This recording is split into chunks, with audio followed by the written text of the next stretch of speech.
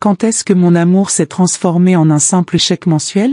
Cette question me hantait tandis que j'observais la pluie fine de Paris par la fenêtre de mon petit appartement de la rue des Martyrs. Je m'appelle Gisèle Dubois, j'ai 66 ans, et pendant des décennies, j'ai cru que les sacrifices étaient synonymes d'amour maternel. Le reflet dans la vitre embuée montrait une femme aux cheveux gris tentant d'échapper à la teinture châtain, des yeux fatigués qui ne parvenaient plus à cacher la déception accumulée. Autrefois professeur de littérature respectée au lycée Henri IV, maintenant retraitée, apparemment, réduite à une fonction bancaire dans la vie de mon fils unique. Tout a commencé un après-midi gris d'avril. Le ciel de Paris avait cette mélancolie particulière, une lumière diffuse qui faisait ressembler les bâtiments haussmanniens à des peintures impressionnistes inachevées. J'étais en train d'organiser mes anciennes photos de famille quand mon téléphone a sonné. C'était Mathieu, 42 ans, avocat respecté et père de 2 adorables enfants, mes petites filles Léa et Juliette. Cela faisait presque 3 mois depuis notre dernière vraie conversation, bien que j'envoyasse religieusement l'argent pour payer l'hypothèque de leur maison à Saint-Germain-en-Laye, en banlieue parisienne. « Maman, tout va bien ?» Sa voix semblait pressée, comme toujours. Le bruit des papiers qu'il feuilletait révélait que l'appel n'était qu'une tâche de plus sur sa liste de choses à faire. « Écoute, pas besoin de venir à l'anniversaire de Léa dimanche. Ce sera la pagaille, beaucoup d'enfants. » Mon cœur s'est serré. C'était le 10e anniversaire de ma petite fille aînée. J'avais marqué cette date sur le calendrier depuis des mois, un cercle rouge soulignant ce jour spécial. J'avais même annulé mon cours d'aquarelle pour pouvoir être présente. Mais j'ai acheté un cadeau spécial pour elle, ce livre d'astronomie qu'elle voulait tant, ai-je répondu, essayant de cacher la déception dans ma voix. J'avais passé des semaines à chercher l'édition parfaite, avec des cartes célestes détaillées et des illustrations magnifiques. Léa avait montré une fascination pour les étoiles à Noël dernier, quand je lui avais offert un petit télescope. Il y a eu une pause inconfortable. J'ai entendu une porte se fermer de l'autre côté de la ligne, comme si Mathieu cherchait de l'intimité pour notre conversation. Oui, bien sûr, tu peux l'envoyer par la poste. Ou mieux, envoie-moi juste le chèque, j'achèterai quelque chose par ici. Elle est dans une phase difficile, tu sais comment sont les préadolescentes. Les mots sont tombés comme des pierres dans mon estomac.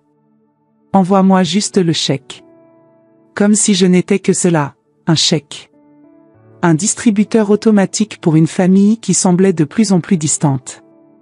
C'était la 3e fois en 6 mois que j'entendais des variantes de cette phrase. À Noël, c'était « Ne t'inquiète pas de venir avec ce temps horrible, envoie-nous juste le cadeau ». Pour l'anniversaire de Caroline, ma belle-fille, c'était « Nous sommes juste avec des amis intimes, envoie des fleurs si tu veux ». Mathieu, j'aimerais. Je dois raccrocher, maman. Réunion importante. On se parle plus tard, d'accord? Il a raccroché avant que je puisse répondre.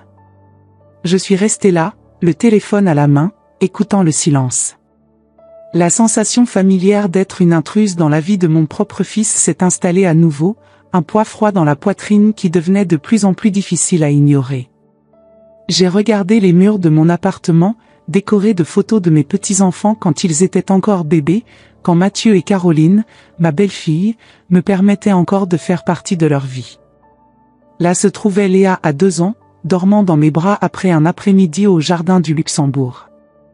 Juliette à 4 ans, le visage barbouillé de chocolat alors que nous préparions des biscuits ensemble. Mathieu tenant les deux, regardant l'appareil photo avec ce sourire fier. Quand les choses ont-elles changé? C'était progressif, je m'en rendais compte. D'abord, les visites du dimanche qui sont devenues mensuelles, puis occasionnelles, enfin rares. Ensuite, les appels qui sont devenus plus courts, plus pratiques. Et puis, le schéma que j'essayais d'ignorer, les seules fois où Mathieu semblait vraiment enthousiaste de me parler, c'était quand il avait besoin d'aide financière pour un nouveau projet. Au début, c'était pour des urgences, la réparation du toit, le traitement dentaire de Léa. Puis, pour des opportunités, la plus grande maison à Saint-Germain, les vacances sur la Côte d'Azur. Finalement, c'est devenu routinier, les frais de scolarité privée, les cours de piano, l'hypothèque. Je cédais toujours, heureuse de pouvoir aider, espérant que ma générosité se traduirait par une proximité, par un sentiment d'appartenance. Quelle idiote j'ai été. Ce soir-là, j'ai décidé de les surprendre. C'était peut-être juste une phase, pensais-je. Peut-être étaient-ils vraiment occupés. Ou peut-être avais-je besoin de voir de mes propres yeux ce que mon cœur savait déjà. J'ai préparé un dîner complet, coq au vin, la recette de ma mère, que Mathieu adorait quand il était enfant.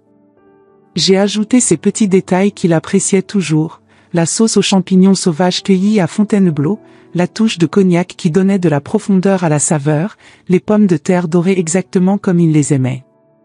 J'ai également inclus une tarte aux pommes, le dessert préféré de Léa, et les chocolats belges que Juliette demandait toujours.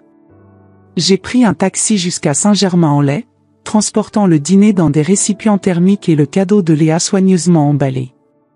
Pendant le trajet, j'ai répété mentalement ce que je dirais. Je ne voulais pas paraître accusatrice, ni désespérée. Juste une grand-mère apportant le dîner et un cadeau. Rien d'extraordinaire. Rien qui justifie l'exclusion. Le chauffeur de taxi, un monsieur aux cheveux blancs, m'a regardé dans le rétroviseur. Anniversaire spécial, madame? Celui de ma petite fille, ai-je répondu, forçant un sourire. Elle fête ses 10 ans. Ah, âge merveilleux, il m'a souri en retour. Ma petite fille a 11 ans. Savez-vous ce qu'elle m'a dit la semaine dernière? Que je suis son meilleur ami. Imaginez ça. Sa fierté était palpable, authentique. J'ai ressenti une pointe d'envie. Quand était-ce la dernière fois que Léa avait dit quelque chose de semblable à mon sujet? Quand nous sommes arrivés, j'ai remarqué qu'il y avait plusieurs voitures garées devant la maison que j'avais aidé à acheter. Un SUV argenté que je reconnaissais comme appartenant à Bernard, collègue de travail de Mathieu. Une Peugeot bleue qui appartenait aux voisins, les Moreau. Et d'autres que je n'identifiais pas. J'ai payé le taxi et je suis resté là un moment, ajustant mon manteau, sentant un froid qui ne venait pas seulement de l'automne parisien. La maison était imposante, 3 étages de pierre claire avec de hautes fenêtres et un petit balcon au 2e étage. Jardin bien entretenu, portail en fer forgé, le genre de résidence qui apparaît dans les magazines de décoration. Le genre de maison que je n'aurais jamais pu acheter seul avec mon salaire de professeur, mais que j'avais aidé à financer pour que mon fils et sa famille aient le meilleur. J'ai sonné à la porte, entendant le son musical résonner à l'intérieur. Mon cœur battait fort. Pourquoi me sentais-je comme une intruse? Pourquoi cette anxiété en visitant mon propre fils? Caroline a ouvert la porte, son visage passant de la surprise à l'embarras en quelques secondes. Elle était élégante comme toujours, cheveux blonds parfaitement coiffés, maquillage impeccable, robe décontractée mais visiblement chère. Gisèle. Nous ne t'attendions pas. Derrière elle, j'entendais des rires, le tintement des verres, de la musique jazz douce, le genre de jazz que j'avais fait découvrir à Mathieu quand il était adolescent. Je me souviens de nos après-midi à écouter Coltrane et Davis, lui expliquant les nuances du bebop, voyant ses yeux s'illuminer avec la découverte. J'ai apporté le dîner et le cadeau de Léa, ai-je dit, offrant les paquets comme s'ils étaient des laissez-passer pour entrer dans ma propre famille. L'arôme du coq au vin s'échappait légèrement du récipient thermique, me rappelant tant de dîners du dimanche, tant de moments partagés qui semblaient maintenant appartenir à une autre vie. Oh, elle a hésité, regardant derrière elle. Nous avons quelques amis, une petite réunion de travail de Mathieu. Ses yeux ne rencontraient pas les miens, se fixant sur un point au-dessus de mon épaule. Le mensonge était si transparent que c'en était douloureux. Une réunion de travail avec de la musique, des rires d'enfants, des sons de célébration? Avant que je puisse répondre, j'ai entendu la voix de mon fils. Qui est-ce, chérie? C'est ta mère, a répondu Caroline, son ton de voix changeant subtilement. Un ton que je connaissais bien, celui qu'elle utilisait quand quelque chose d'inconvénient se produisait, quand les plans devaient être rapidement ajustés. Mathieu est apparu dans le hall, un verre de vin à la main, son visage se durcissant en me voyant. Grand comme son père, avec les mêmes yeux bruns intenses, Il portait une chemise bleue déboutonnée au col, manches retroussées, la montre suisse que je lui avais offerte pour son 40e anniversaire brillant à son poignet. « Maman ? Que fais-tu ici ? » J'ai apporté. J'ai dit que tu n'avais pas besoin de venir. Nous sommes occupés.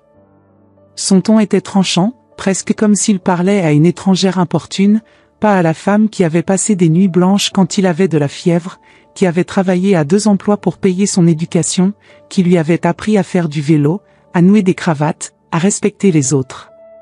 C'est alors que je l'ai vue, Léa, épiant depuis le salon, curieuse de voir qui était à la porte. Nos regards se sont croisés et, pendant un instant, j'ai vu une lueur de reconnaissance, d'affection. Elle a commencé à s'approcher, sa robe rose se balançant, ses cheveux châtains attachés en une tresse latérale que je lui avais appris à faire. « Mamie », sa voix était hésitante, mêlant surprise et joie. Caroline a fait un geste subtil, presque imperceptible, et ma petite fille a reculé. L'éclat dans ses yeux s'est éteint, remplacé par la confusion. Pourquoi sa grand-mère était-elle à la porte, pas à l'intérieur de la maison? Pourquoi les adultes semblaient-ils tendus? « Il vaut mieux que tu partes, maman. Je t'appellerai plus tard. » Mathieu a pris les paquets de mes mains. « Merci pour le dîner et le cadeau. » La porte s'est fermée. Pas violemment, mais fermement. Un rejet poli, civilisé, qui pour cette raison même faisait d'autant plus mal. Je suis restée là, sur le trottoir mouillé par la bruine, regardant la maison illuminée, me sentant comme une intruse. À travers les vitres décoratives de la porte, j'ai vu des silhouettes se déplacer, retournant à la célébration. La vie continuant sans moi, malgré moi. Dans le taxi de retour vers Paris, les larmes que j'avais retenues depuis si longtemps ont finalement échappé. Le chauffeur, différent du précédent, a gardé un silence respectueux, m'offrant simplement un mouchoir en papier sans commentaire. Paris la nuit défilait par la fenêtre de la voiture, les lumières se reflétant dans les flaques d'eau, la tour Eiffel brillant au loin. La ville que j'aimais tant, où j'avais construit ma vie, semblait soudain froide, impersonnelle. Le lendemain matin, j'ai ouvert mon ordinateur pour faire le virement mensuel, le chèque, qui semblait être ma seule fonction restante. L'écran brillait avec le site de la banque, les numéros de mon compte, le montant substantiel qui représentait presque la moitié de ma retraite. Mes doigts ont plané au-dessus du clavier. Un souvenir soudain a envahi mon esprit, Mathieu a 8 ans, revenant de l'école avec un dessin. « C'est pour toi, maman », avait-il dit, fier. Le dessin montrait 2 personnages bâtons se tenant la main, un grand, un petit.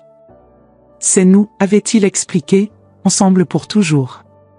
Où était ce garçon? À quel moment s'était-il transformé en cet homme froid qui me traitait comme un inconvénient, une source de ressources, pas comme sa mère? Mais quelque chose en moi avait changé. Cette nuit froide, seule dans le taxi, quelque chose s'était brisé. Et quelque chose de nouveau, quelque chose que je n'avais pas ressenti depuis des décennies, commençait à naître. Un sentiment d'indignation, de valeur personnelle, de limite nécessaire. Mon doigt n'a pas appuyé sur « Confirmer » pour le virement. Au lieu de cela, j'ai fermé le navigateur. Je me suis levée, je suis allée à la fenêtre, et j'ai observé Paris s'éveiller. Les boulangeries qui ouvraient, les étudiants pressés avec des livres sous le bras, les personnes âgées promenant leurs minuscules chiens. Toute une vie qui se déroulait là dehors. Une vie dont je m'étais éloignée, concentrée uniquement sur être utile pour un fils qui ne me voyait plus. Peut-être était-il temps d'envoyer quelque chose de différent qu'un chèque. As-tu déjà eu l'impression de n'être qu'un utilitaire dans la vie de ceux que tu aimes le plus? Si oui, continue avec moi dans ce voyage. Ce qui suit a complètement changé ma vie, et pourrait aussi changer la tienne. Les mots de Mathieu « Envoie-moi juste le chèque » résonnaient dans mon esprit les jours suivants, comme un disque rayé répétant la même phrase douloureuse. Assise sur mon petit balcon, observant le va-et-vient des gens dans la rue en dessous, j'ai réalisé que ce n'était pas la première fois que j'entendais des variantes de cette phrase. C'était simplement la première fois que je l'écoutais vraiment. Une semaine après l'incident chez Mathieu, j'ai décidé d'essayer à nouveau. C'était peut-être juste un mauvais jour, pensais-je. Après tout, il était mon fils unique, fruit d'un mariage qui s'était terminé tôt quand Pierre, mon ex-mari, avait décidé qu'une famille était un fardeau trop lourd pour sa carrière de musicien. Pierre était parti quand Mathieu n'avait que 6 ans, disparaissant dans des tournées interminables, envoyant des cartes postales sporadiques de villes lointaines, promettant des visites qui se concrétisaient rarement. Je suis devenu mère et père, équilibrant cours de littérature, correction de copies nocturnes et toutes les responsabilités d'élever un enfant seul. Je me souviens des nuits où Mathieu pleurait, demandant pourquoi son père ne l'aimait pas assez pour rester. Comment expliquer l'abandon à un enfant? Comment protéger un cœur si petit d'une douleur si grande? Je m'étais promis qu'il ne se sentirait jamais abandonné par moi, que mon amour serait suffisant pour compenser l'absence de Pierre. C'est peut-être là que tout a commencé, ma tendance à trop donner, à tout sacrifier, à confondre amour et utilité. J'ai appelé Mathieu un jeudi, proposant un déjeuner pour samedi. Juste nous deux, ai-je suggéré, comme nous le faisions quand tu étais à l'université. À cette époque, nous avions des déjeuners hebdomadaires dans le petit bistrot près de la Sorbonne, où il étudiait le droit. Nous parlions de littérature, de politique, de ses rêves pour l'avenir. C'étaient des moments de connexion réelle, avant que le monde adulte ne l'absorbe complètement. Ce week-end est compliqué, maman, a-t-il répondu, son ton distant. J'ai cette affaire importante à préparer, et les filles ont des cours de natation. Peut-être le mois prochain, quand les choses se calmeront. Toujours le mois prochain. Toujours plus tard. Toujours jamais. Je comprends, ai-je répondu, essayant de garder ma dignité. Et comment vont les filles? Léa a aimé le livre d'astronomie? Ah, oui, bien sûr, a-t-il répondu vaguement. Écoute, j'ai un autre appel qui entre. On se parle plus tard, d'accord? Et ainsi s'est terminée une autre tentative. J'ai raccroché en ressentant cette sensation familière de vide, d'abandon. L'appartement semblait résonner de silence. C'est Madeleine, mon amie depuis 40 ans et voisine dans mon immeuble, qui a finalement dit ce que je refusais de voir. Nous nous sommes connus quand nous étions toutes deux jeunes professeurs, elle de mathématiques, moi de littérature. Ensemble, nous avons affronté des grèves, des réformes éducatives, des classes difficiles et des directeurs impossibles. Elle était à mes côtés quand Pierre est parti, m'aidant avec Mathieu pendant que j'essayais de recoller les morceaux.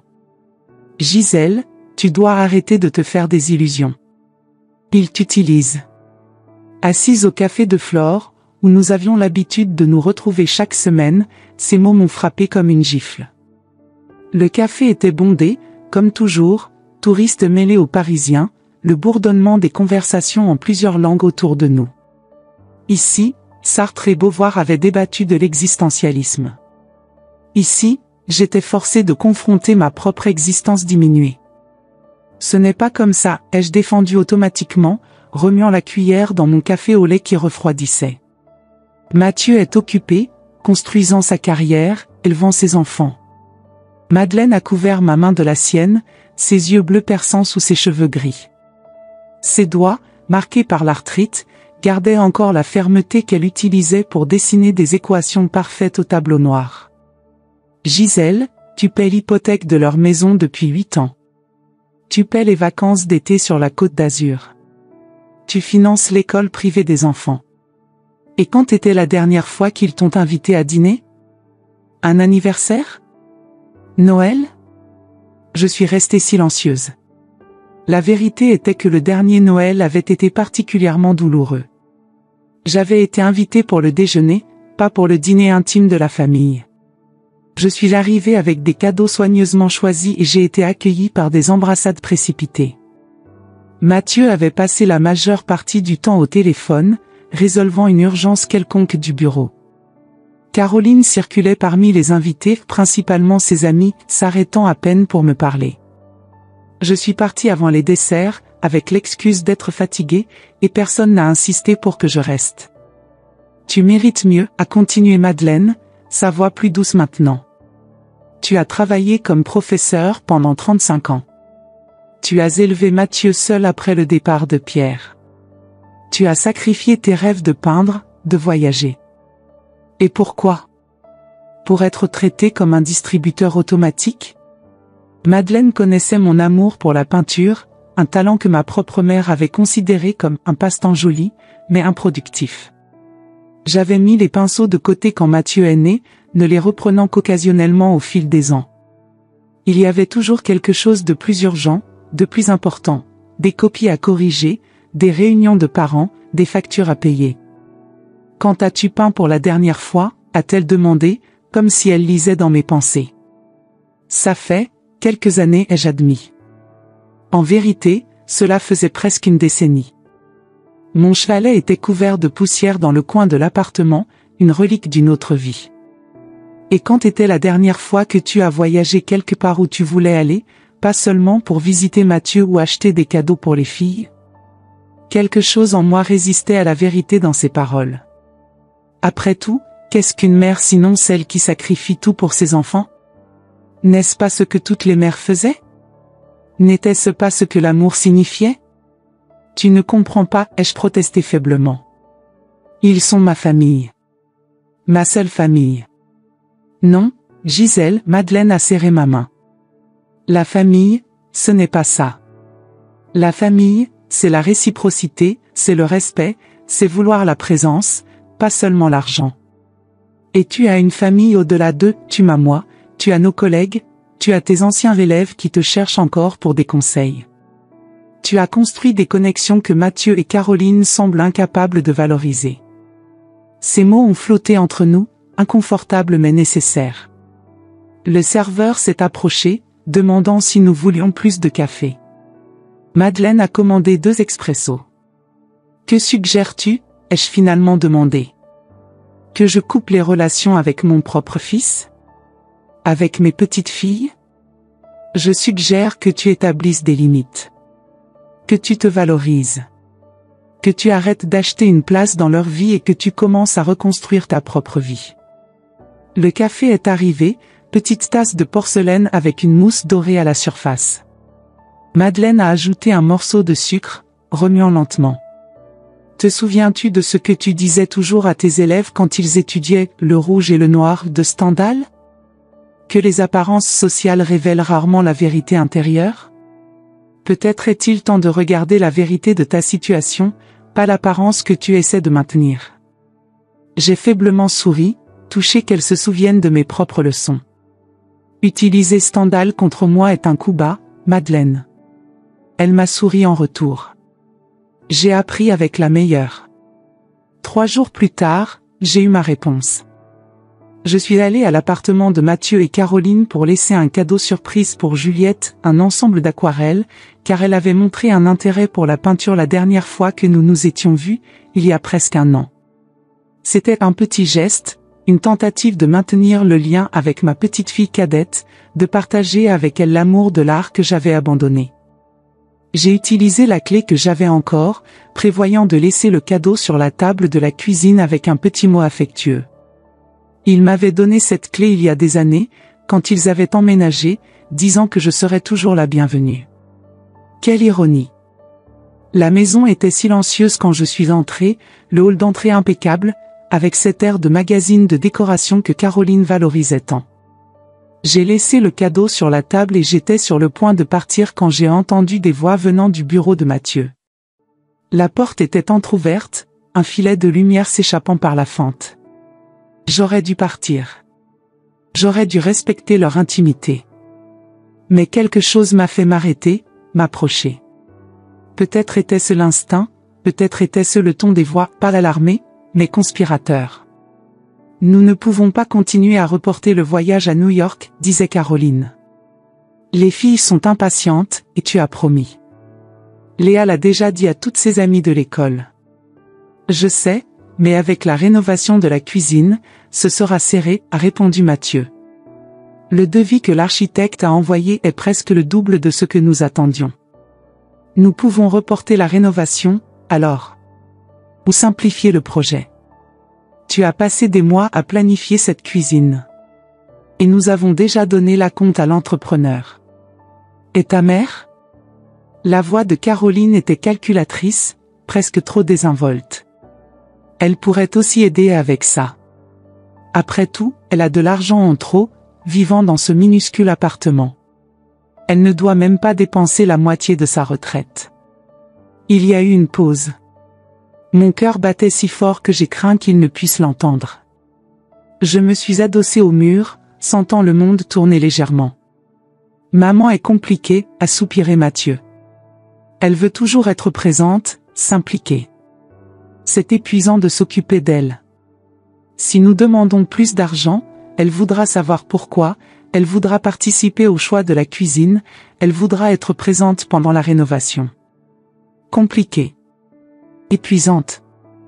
Les mots m'ont frappé comme des coups physiques. Était-ce ainsi que mon fils me voyait? Comme un fardeau à tolérer, une complication dans sa vie parfaitement organisée? Caroline a ri, un son froid qui a percé ma poitrine. Eh bien, au moins elle est utile pour certaines choses. Tant que les chèques continuent d'arriver. Caroline, la voix de Mathieu avait un ton de reproche, mais faible, presque pour la forme. Quoi? Je suis juste pratique. Ta mère veut clairement aider, et nous avons clairement besoin d'aide. C'est une situation gagnant-gagnant. Je ne sais pas si nous pouvons demander plus. Nous avons déjà augmenté le montant 2 fois cette année. Allons, Mathieu, elle a pratiquement supplié pour payer les frais de scolarité des filles. Et elle nous a presque obligés à accepter l'aide pour l'hypothèque. Ce n'est pas comme si nous la forcions. Je n'avais pas besoin d'en entendre davantage. Je suis sorti silencieusement, les larmes brouillant ma vision. Dans le métro de retour chez moi, j'ai senti quelque chose d'étrange se produire en moi. Les larmes ont séché, et une sensation de clarté, de détermination, a commencé à prendre forme. Il réécrivait l'histoire, transformant ma générosité en quelque chose que j'avais supplié de faire, inversant la dynamique du pouvoir pour soulager leur conscience. Et je l'avais permis, avec mon désespoir de rester pertinente dans leur vie. Dans la voiture de métro, j'ai regardé mon reflet dans la fenêtre sombre, superposée aux lumières intermittentes des tunnels. Qui était cette femme?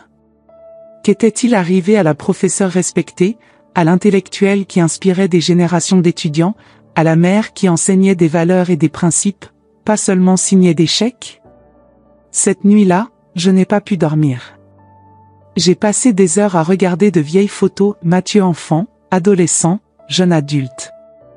À quel moment mon garçon affectueux s'était-il transformé en cet homme froid? À quel moment étais-je devenu seulement un chèque? J'ai feuilleté de vieux albums, trouvant des photos de moi-même à différentes époques de ma vie. Gisèle a 20 ans, étudiante universitaire pleine de rêves, peignant sur les bords de la Seine. Gisèle a 30 ans, jeune professeur passionné par la littérature, entouré de livres et d'idées. Gisèle a 40 ans, mère célibataire fière le jour de la remise des diplômes de Mathieu. Et maintenant, Gisèle a 66 ans, réduite à une source de ressources, une complication, un inconvénient à gérer. Le lendemain matin, j'ai pris 3 décisions qui changeraient tout. D'abord, j'ai appelé la banque et annulé le virement automatique pour l'hypothèque.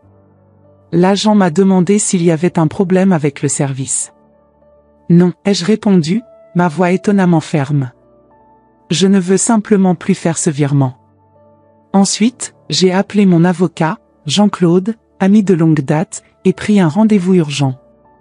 Il a semblé préoccupé en entendant mon ton déterminé, mais a fixé un rendez-vous pour cet après-midi même. Enfin, j'ai ouvert mon email et écrit à Mathieu. J'ai commencé et effacé le message plusieurs fois. Comment condenser cette douleur, cette clarté nouvellement découverte, en mots? Comment exprimer des décennies d'amour mal dirigées, de limites ignorées? Finalement, j'ai écrit. Cher fils, pendant des années, j'ai cru que l'amour était donné sans limite.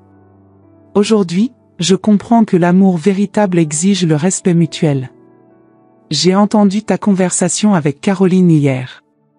Ce n'était pas mon intention d'espionner, mais peut-être était-ce nécessaire pour que je voie enfin la vérité. Dans ta vie, je ne suis qu'une ressource financière, pas une personne avec des sentiments, des désirs et de la dignité. À partir d'aujourd'hui, il n'y aura plus de chèques. Ce que tu recevras de moi est quelque chose de bien plus précieux, la vérité. La vérité que tu es devenu un homme qui traite sa mère comme une banque, pas comme une famille. La vérité que chaque pas besoin de venir a été un petit rejet que j'ai accumulé en silence.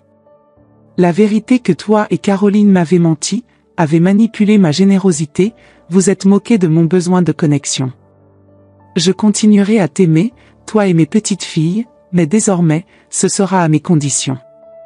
Tu découvriras qu'une maison est plus qu'une hypothèque, qu'une relation est plus que des transactions financières, et que ta mère est plus qu'un chèque mensuel.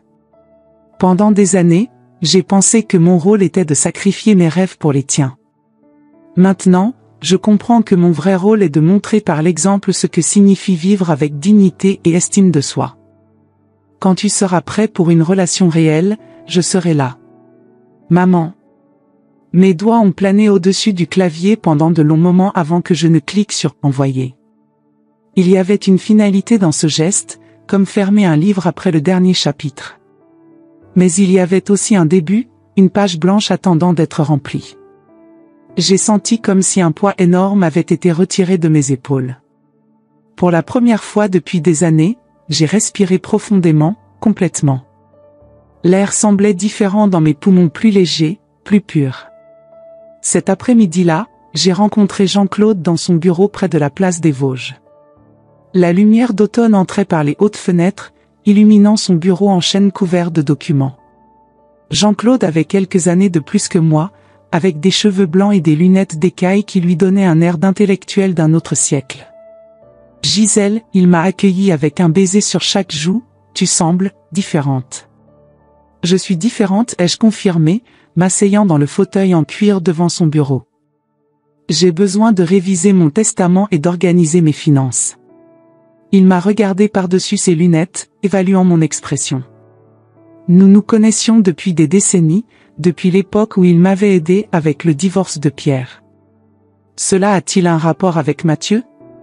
Cela a un rapport avec moi, ai-je répondu. Avec qui je suis, avec qui je veux être dans les années qu'il me reste. J'ai expliqué la situation sans dramatiser. Les années de soutien financier, les rejets subtils, la conversation que j'avais entendue, ma décision d'interrompre le cycle. Jean-Claude a écouté sans interrompre, prenant des notes occasionnelles. « Que veux-tu faire exactement ?» a-t-il demandé quand j'ai terminé. « Je veux garantir que mon argent soit utilisé pour ma vie, pas pour acheter une place dans la vie des autres. Je veux voyager, peindre, peut-être financer des bourses d'études pour de jeunes professeurs de littérature. Je veux que mes petites filles aient une réserve pour l'université, mais qu'elles ne puissent y accéder que directement, pas par l'intermédiaire de leurs parents. » Jean-Claude a souri, un sourire d'approbation et peut-être de fierté. Enfin, Gisèle. Il était temps. Nous avons passé les 2 heures suivantes à réorganiser mes affaires financières. J'avais une bonne retraite après 35 ans d'enseignement, quelques économies, et l'appartement qui était le mien depuis que mes parents étaient décédés. Ce n'était pas une fortune, mais c'était suffisant pour une vie confortable, surtout sans le fardeau de l'hypothèque de Mathieu. Quand je suis sorti du bureau de Jean-Claude, le ciel de Paris avait cette qualité particulière de fin d'après-midi en automne doré, mélancolique, plein de possibilités. J'ai marché jusqu'à la rivière, observant les bateaux touristiques glisser sous les ponts, les couples main dans la main sur les berges, les artistes de rue capturant la lumière éphémère sur leurs toiles. C'est alors que j'ai remarqué une petite galerie dans la rue de Seine, avec une pancarte annonçant des cours de peinture pour adultes. Je me suis arrêté, regardant à travers la vitrine. À l'intérieur, des personnes de tous âges se tenaient devant des chevalets, concentrés sur leur création. L'instructeur, un homme d'âge moyen avec une barbe grisonnante, circulait parmi eux, offrant des conseils. Quelque chose m'a poussé à entrer. La clochette de la porte a annoncé mon arrivée, et quelques têtes se sont tournées, curieuses. « Puis-je vous aider ?» a demandé une jeune femme à la réception. « Je suis intéressée par les cours de peinture » ai-je répondu, surprise par ma propre initiative. « Merveilleux. Nous avons des places dans la classe du mardi soir. C'est pour tous les niveaux, y compris les débutants. » En fait, je ne suis pas débutante, ai-je dit, sentant une étrange confiance grandir. J'ai juste fait une longue pause. Je suis sorti de la galerie avec un dépliant d'informations et une sensation que je n'avais pas éprouvée depuis ma jeunesse, l'excitation pour l'avenir, pour la possibilité de redécouvrir une passion endormie. En rentrant chez moi, j'ai trouvé mon téléphone portable avec des dizaines de notifications. 5 appels manqués de Mathieu. 3 messages vocaux. 7 messages textes, chacun plus urgent que le précédent. Maman, c'est quoi cet email ? Appelle-moi immédiatement. C'est une sorte de blague ? Nous avons des factures à payer. Caroline est paniquée. S'il te plaît, sois raisonnable. Tu ne peux pas simplement tout couper comme ça, sans avertissement. Je viens te voir. Nous devons parler. Réponds au téléphone, s'il te plaît. Je suis à la porte de ton immeuble. Ouvre. L'interphone a sonné pendant que je lisais les messages. La voix de Mathieu a retenti par l'appareil, impatiente et exigeante. Maman, c'est moi. Nous devons parler. Ouvre la porte. Je suis resté immobile au milieu du salon, le cœur battant. C'était le premier test de ma résolution. Il serait facile de céder, de revenir à l'ancien schéma, d'accepter ces excuses vides et des promesses qui ne seraient jamais tenues. Mais quelque chose avait changé en moi. Cette femme qui acceptait des miettes d'attention en échange d'un soutien financier était morte la nuit précédente, écoutant sa propre déshumanisation par les voix de son fils et de sa belle-fille. J'ai appuyé sur le bouton de l'interphone. Mathieu, pas aujourd'hui. J'ai besoin de temps et d'espace, et tu as besoin de réfléchir à ce que signifie vraiment la famille. Nous parlerons quand nous serons tous les deux plus calmes. Maman, c'est ridicule. Tu ne peux pas me laisser ici dans la rue. Je ne te laisse pas dans la rue. Je te demande de respecter ma décision de ne pas parler maintenant.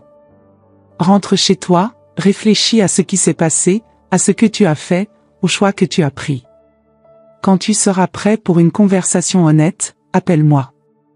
C'est cette amie à toi, Madeleine, n'est-ce pas ? Elle a toujours été jalouse de notre relation, elle a toujours essayé de t'empoisonner contre moi. Sa tentative de détourner la faute, de me transformer en victime de manipulation d'autrui, n'a fait que confirmer que je faisais le bon choix. Au revoir, Mathieu. Je t'aime, mais je ne peux plus te permettre de me traiter ainsi. J'ai raccroché l'interphone, ignorant ses protestations continues. Quelques minutes plus tard, mon téléphone portable a recommencé à sonner. Je l'ai éteint, ressentant un étrange mélange de tristesse et de libération. Je suis allé à la fenêtre et j'ai regardé dans la rue. Mathieu était là, regardant vers le haut, vers mon appartement. Pendant un moment, nos regards se sont croisés à travers la distance. Il semblait confus, irrité, presque enfantin dans sa frustration. Après quelques minutes, il est entré dans sa voiture et est parti. Cette nuit-là, pour la première fois depuis des années, je ne me suis pas endormi en pensant à Mathieu, à ses besoins, à ses attentes. Au lieu de cela, j'ai pensé à moi-même, à la femme que j'avais été, à la femme que je pouvais encore devenir. J'ai sorti le chevalet du coin où il était resté abandonné pendant si longtemps. La toile était poussiéreuse, les tubes de peinture desséchés. Peu importait. J'achèterais de nouveaux matériaux. Je recommencerais, toile vierge, possibilités infinies. C'était le premier jour de ma nouvelle vie. Les premières semaines après avoir coupé les liens financiers avec Mathieu ont été les plus difficiles. Mon téléphone n'a cessé de sonner, d'abord avec des messages confus, puis colériques, finalement suppliants. Maman, c'est de la folie. Nous avons des échéances à payer. Gisèle, pense aux filles. Elles ont besoin de stabilité. S'il te plaît, parlons. Tu agis impulsivement. Chaque message était une tentation de revenir en arrière, de céder. Mais quelque chose avait changé en moi, quelque chose de fondamental. Après des décennies à m'effacer, je redécouvrais enfin ma propre voix. Suivant le conseil de Jean-Claude, j'ai temporairement bloqué leur numéro. Donne-toi de l'espace pour grandir, a-t-il suggéré. Pour guérir. Et c'est ce que j'ai fait. Avec l'argent qui allait auparavant à l'hypothèque de Mathieu, j'ai loué un petit atelier dans le Marais, un quartier artistique de Paris. Pendant des décennies, la peinture n'avait été qu'un rêve reporté, un passe-temps occasionnel coincé entre les cours et les responsabilités maternelles. Maintenant, à 66 ans, j'avais enfin le temps et les ressources pour suivre cette passion. Au début, je me sentais décalé parmi les artistes plus jeunes qui fréquentaient le quartier. Mes mains tremblaient en tenant les pinceaux, comme si elles craignaient de rêver trop grand, trop tard. C'est Christine, une peintre de 70 ans qui gérait une galerie rue des Rosiers, qui m'a accueilli. « Il n'est jamais trop tard pour devenir ce que tu aurais dû être », m'a-t-elle dit lors de notre première rencontre, citant George Eliot. Crois-moi, je le sais mieux que quiconque. Christine est devenue ma mentor et mon amie. Sous sa direction, ma technique s'est rapidement améliorée. Mes premiers tableaux étaient timides, nature morte, paysages parisiens, mais avec le temps, j'ai commencé à explorer des thèmes plus personnels. J'ai peint une série intitulée « Silence », des scènes de solitude urbaine qui reflétaient mes années d'isolement émotionnel. À ma surprise, les gens ont répondu. Lors de la première exposition collective à laquelle j'ai participé, j'ai vendu 3 tableaux. L'argent n'était pas beaucoup, mais la validation était inestimable. Pendant ce temps, j'élargissais mon cercle social. J'ai rejoint un groupe de lecture à la librairie Shakespeare & Company. J'ai commencé à suivre des cours de tai chi au jardin du Luxembourg, où j'ai rencontré Henri, un professeur d'histoire à la retraite aux yeux doux et au rire contagieux. Nous sommes trop jeunes pour abandonner et trop vieux pour perdre du temps, m'a-t-il dit un matin, alors que nous pratiquions des mouvements lents sous les arbres centenaires. Nos cafés après les cours se sont transformés en déjeuners, qui se sont transformés en dîners. Ce n'était pas vraiment de la romance, c'était de la camaraderie, de la compréhension mutuelle. Henri connaissait aussi la douleur de l'abandon, son fils avait déménagé au Canada des années auparavant et prenait rarement contact. La différence, a-t-il expliqué, c'est que j'ai arrêté d'attendre l'appel. J'ai commencé à vivre pour moi. 6 mois ont passé. Mon appartement, autrefois un sanctuaire de souvenirs et de lamentations, s'est transformé. J'ai retiré les vieilles photos des murs et les ai rangées dans des albums. À leur place, j'ai accroché mes propres peintures et des affiches d'exposition que j'avais visitées. J'ai peint les murs en bleu clair, la couleur du ciel d'été en Provence, où je rêvais de voyager un jour. J'ai également commencé à faire du bénévolat à l'hôpital pour enfants Necker, lisant des histoires aux enfants en traitement. Voir leur visage s'illuminer avec les aventures que je racontais me donnait une satisfaction profonde, différente de tout ce que j'avais expérimenté auparavant. Lors d'un de ces après-midi à l'hôpital, j'ai eu une surprise. En terminant ma séance de lecture, j'ai remarqué une silhouette familière dans le couloir, Caroline, ma belle-fille, en blouse blanche. J'avais oublié qu'elle travaillait comme pédiatre dans cet hôpital. Nos regards se sont croisés, et j'ai vu le choc dans ses yeux. Avais-je tant changé? Mes cheveux, autrefois teints en châtain pour cacher les fils gris, affichaient maintenant leur couleur argentée naturelle, coupée dans un style moderne et confiant. Mes vêtements, autrefois discrets et ternes, reflétaient désormais ma nouvelle personnalité, couleurs vives, foulards artistiques, bijoux artisanaux que j'achetais dans des foires d'art. Plus que l'apparence, c'était ma posture qui avait changé. Je marchais droite, je regardais les gens dans les yeux, je souriais facilement. La femme insécure et anxieuse d'être approuvée avait été remplacée par quelqu'un qui se reconnaissait enfin dans le miroir. Caroline s'est approchée avec hésitation. « Gisèle? C'est bien toi? »« Bonjour, Caroline, ai-je répondu, gardant mon sang-froid. « Oui, c'est moi. Tu es différente. » J'ai souri. Je deviens celle que j'ai toujours été. Il y a eu un moment de silence inconfortable. Puis elle a dit, presque dans un murmure, « Les filles te manquent. Surtout Léa. Elle demande de tes nouvelles. » Quelque chose s'est serré dans ma poitrine. Mes petites filles, les véritables victimes innocentes de cette situation. Elles peuvent me rendre visite quand elles le souhaitent, ai-je répondu. Ma porte leur est toujours ouverte. Mathieu. Elle a commencé, mais s'est arrêtée. Mathieu doit comprendre que les relations ne peuvent pas être construites sur l'exploitation, ai-je dit fermement. Quand il sera prêt pour une relation véritable, je serai là pour lui aussi. Avant qu'elle ne puisse répondre, une infirmière l'a appelée pour une urgence. Caroline a hésité, puis a hoché brièvement la tête et s'est éloignée. Ce soir-là, je suis rentrée chez moi et j'ai peint jusqu'à l'aube. La toile qui a émergé montrait demain une ridée, une jeune, se touchant presque, séparée par un espace fin comme du papier.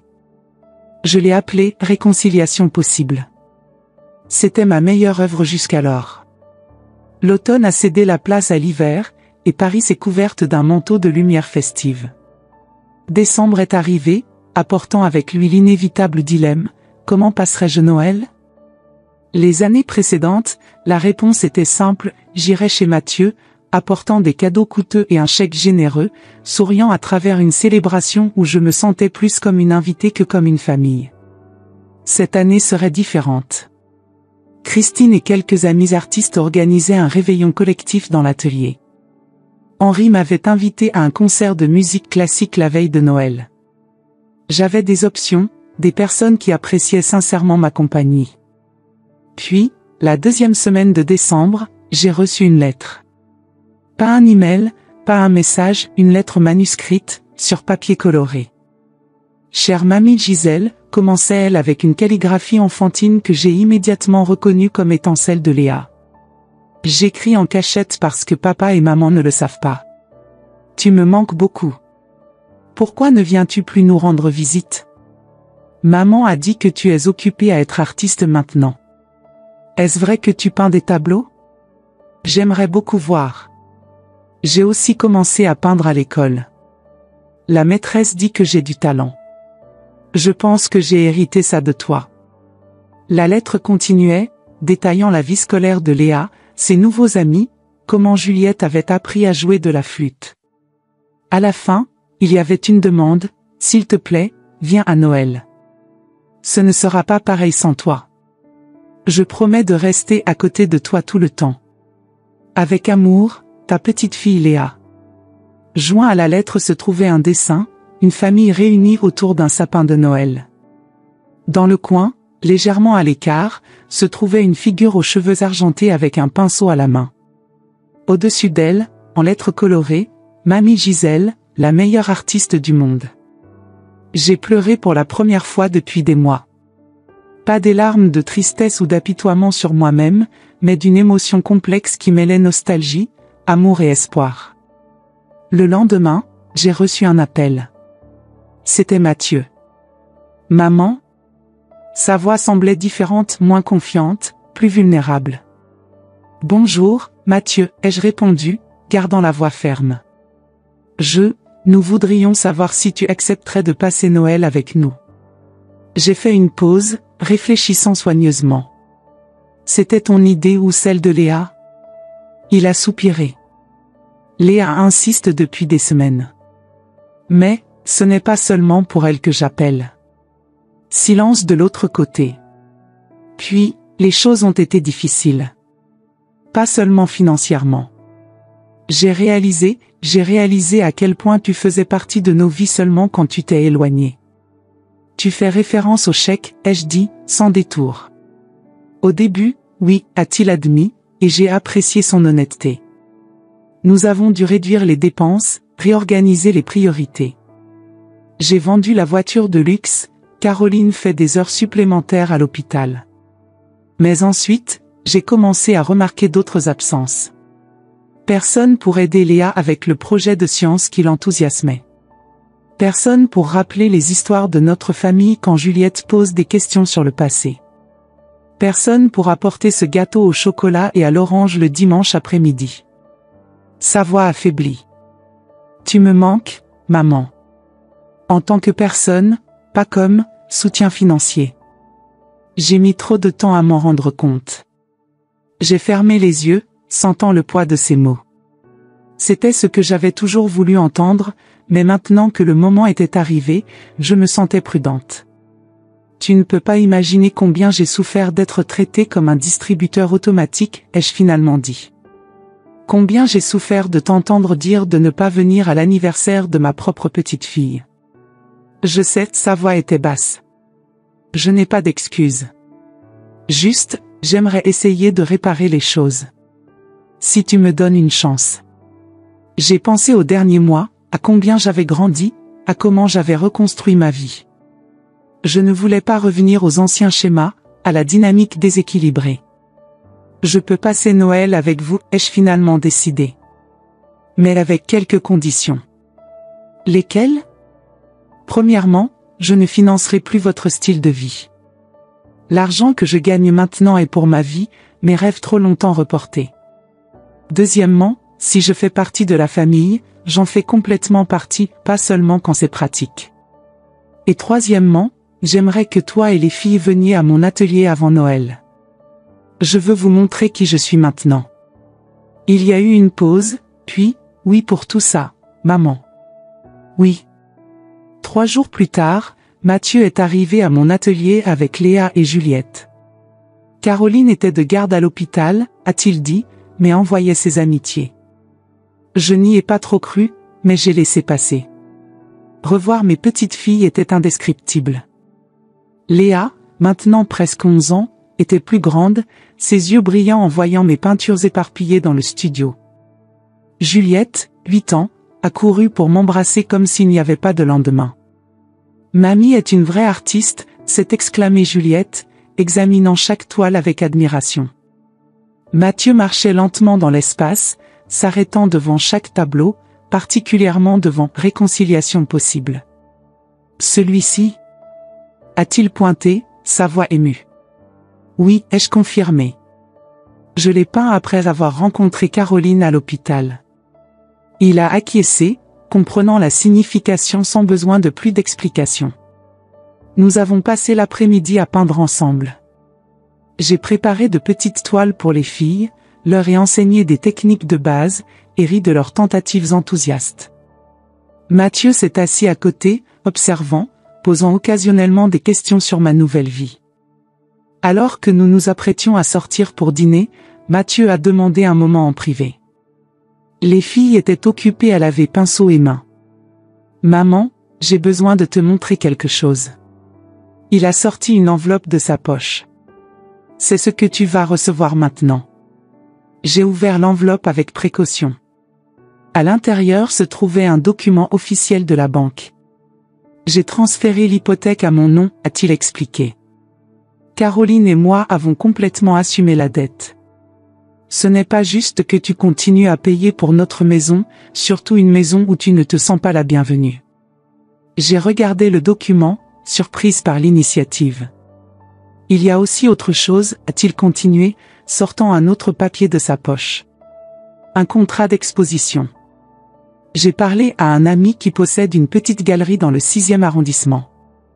Il a vu des photos de tes œuvres et veut organiser une exposition individuelle en mars. » Mon cœur s'est accéléré. Une exposition individuelle? C'était plus que ce dont je rêvais. Pourquoi, ai-je demandé, sincèrement curieuse. Parce que tu le mérites, a-t-il simplement répondu. Et parce que je veux que mes filles voient que ce n'est jamais trop tard pour suivre ses rêves. Je veux qu'elles grandissent en voyant leur grand-mère non seulement comme quelqu'un qui offre des cadeaux, mais comme une femme forte qui a eu le courage de recommencer. À ce moment-là, quelque chose s'est guéri entre nous. Pas complètement, les cicatrices profondes prennent du temps pour guérir, mais suffisamment pour un nouveau départ. Noël cette année-là a été différent de tous les précédents. Sans cadeaux excessifs, sans obligations étouffantes. Juste une famille essayant de trouver un nouvel équilibre, basé sur le respect mutuel et l'amour véritable. Le matin de Noël, assise dans le salon de la maison que j'avais un jour aidé à acheter, j'ai observé Léa déballer le cadeau que je lui avais apporté, un ensemble professionnel de peinture et de pinceaux, accompagné d'une invitation pour des cours hebdomadaires avec moi à l'atelier. « Ça veut dire que je vais te voir toutes les semaines ?» a-t-elle demandé, ses yeux brillants. « Oui, ai-je répondu, souriant. « Si c'est ce que tu veux. »« C'est le meilleur cadeau de tous » a-t-elle déclaré, m'embrassant fort. J'ai regardé Mathieu par-dessus son épaule. Il observait la scène avec des yeux humides, hochant légèrement la tête. Dans ce silence partagé, il y avait une promesse, nous ferions mieux cette fois. Tous. L'après-midi, je suis retourné dans mon appartement pour me changer avant le concert avec Henri. J'ai regardé autour de moi, l'espace que j'avais transformé, les tableaux au mur, les livres et objets qui racontaient maintenant mon histoire, pas seulement l'histoire d'être la mère de Mathieu. À mon bureau, j'ai commencé à écrire dans mon journal. Aujourd'hui, j'ai compris que le véritable foyer n'est pas un lieu que nous finançons ou possédons. Ce n'est pas une maison à Saint-Germain-en-Laye ou un appartement à Paris. Le foyer est l'endroit où nous nous permettons d'être complètement nous-mêmes, où nos rêves sont respectés, où notre présence, pas seulement notre argent, est valorisée. Pendant longtemps, j'ai cherché mon foyer dans les yeux de mon fils, oubliant de le chercher en moi-même. Aujourd'hui, à 66 ans, j'ai enfin trouvé mon chemin de retour. Ce que Mathieu reçoit maintenant n'est pas un chèque. C'est sa mère complète, artiste, femme, être humain avec des désirs et des limites. Et ce que je reçois n'est pas seulement l'acceptation, mais le respect. Le voyage a été douloureux, mais nécessaire. Il n'est jamais trop tard pour dire, voici qui je suis. Voici ce que je mérite. Voici mon véritable foyer. J'ai fermé le journal, pris mon manteau et suis sorti pour retrouver Henri. Dehors, il neigeait légèrement sur Paris. Chaque flocon, unique et parfaitement formé, brillait sous les lumières de la ville. Comme nous, ai-je pensé. Comme nous tous. Ce récit que je viens de partager avec vous, c'est peut-être aussi le vôtre. Combien d'entre nous avons donné sans limite, pour finalement nous sentir invisibles? J'ai retrouvé ma dignité à 66 ans. Et vous, ma chère? N'hésitez pas à partager votre propre vérité dans les commentaires. Nous sommes nombreuses à avoir vécu cette douleur silencieuse. Vous n'êtes pas seuls. Abonnez-vous à cette chaîne pour plus de récits qui osent dire tout haut ce que tant d'entre nous vivons tout bas. Notre âge n'est pas une fin, mais un nouveau commencement. Comme moi, vous méritez d'être plus qu'un simple chèque. Abonnez-vous, et continuons ce voyage ensemble.